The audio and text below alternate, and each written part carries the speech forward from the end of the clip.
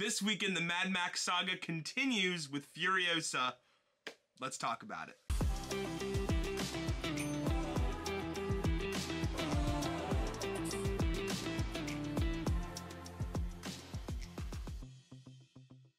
Welcome back, Kernels. I hope you're all doing well on this Friday afternoon, getting ready for Memorial Day. Last night I got the chance to go see Furiosa, and so I'm going to give you all of my thoughts on it, what I didn't like, what I liked, just my overall thoughts on the movie. Real quick, before we dive into this, just know there are going to be some spoilers, so if you haven't watched the movie yet, maybe save this and then come back later so you don't have the movie spoiled for you. And again, right before we dive in, if you are new here, consider subscribing so you don't miss any other reviews like this one. And let's dive into Furiosa. So the movie follows young Furiosa, played by mostly Anya Taylor-Joy, who gets kidnapped from what she calls her place of abundance, and, you know, gets captured by this guy named Dementus.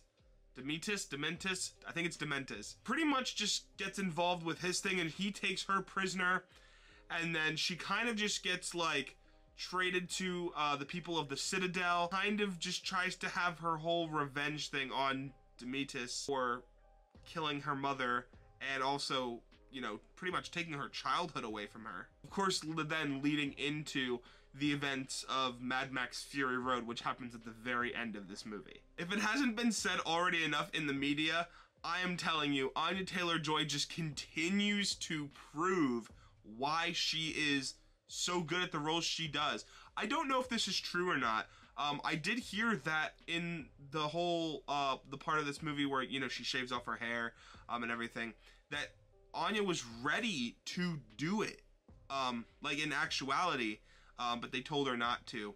But I like seeing, you know, an actress so committed to that role, and I honestly wouldn't be upset to see her in this role again. Chris Hemsworth as Dementus is really fun, but also a really, like, personal villain.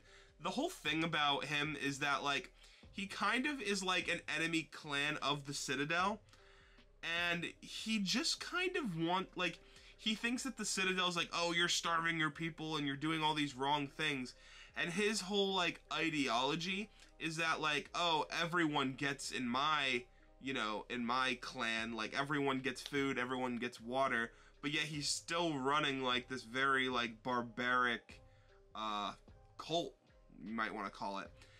And he even has this, like, teddy bear, which I guess is just, like, a nod to his childhood, but he plays a very much, like, man-child, who's like, no, like, I want this, and I want that, and you're not going to take it from me, because I've already lost enough.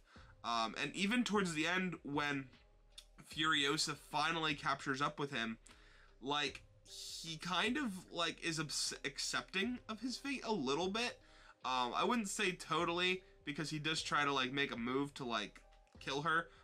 Obviously fails, but he just gives a lot of insight into the fact that, like, he wouldn't have been a villain, you know, if not for the harsh conditions of this universe. If you're looking for any connections to Mad Max Fury Road, they are definitely in there. So much, in fact, that I think that there was a shot, I could be mistaken on this, when I was watching it, I noticed that there is a shot of Max on that hill that he was at the beginning of Mad Max Fury Road. And I thought that was a pretty cool nod to it. As well, at the very end of the movie, they show clips from Mad Max Fury Road, just showing, like, what that led to. The biggest difference between this movie and Mad Max Fury Road is, so I noticed that there was a lot more story and background detail to tell in this movie, which I actually really liked. As much as I love Mad Max Fury Road, I do think that that is the one department it lacks in. I think it does get a lot of story across, but I think it does, I think in that movie it does a lot of subtle things, where in this movie, it feels like, oh wow, like, we're actually getting to know a little bit more about this world, we're getting to know, you know, all these things, right? And in this movie, you get those story details, you get a little bit of the ins and outs of how the Citadel works, of how this world works, the enemy clans, all things like that, and it's just really good for world building and making you feel more connected to the characters that you're dealing with. I will comment, though, the action is really good. They do add some elements to like the stuff on the roads. Like they have these like parachutes, like I want to call it parasailing almost, but it's not on the water. That was pretty cool. They had like these, like, you know, like those wind fans, and like they were going up in the sky and throwing things. I thought that was pretty neat. It was cool to add that element to this. One thing when I left the theater that like kind of just left me in shock.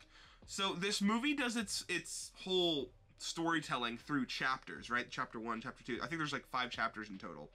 And it tells the story of young Furiosa as a little girl to then like becoming like maybe like a teenager and then becoming like the young woman that we know now. And that really helps with just the weight and importance of what she's doing, because you realize, oh wow, like she's literally been here since she was a kid. All the stuff she's had to endure, the person she's become, you know, through these people.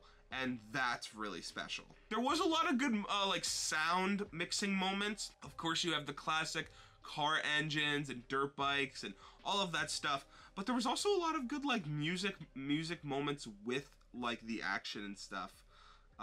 There was one moment in particular that I can't think of at the moment, but it was like right when like Dementus was like getting ready to be captured. That was a really good moment. One moment I feel the need to talk about because it's probably one of my favorites in the movie.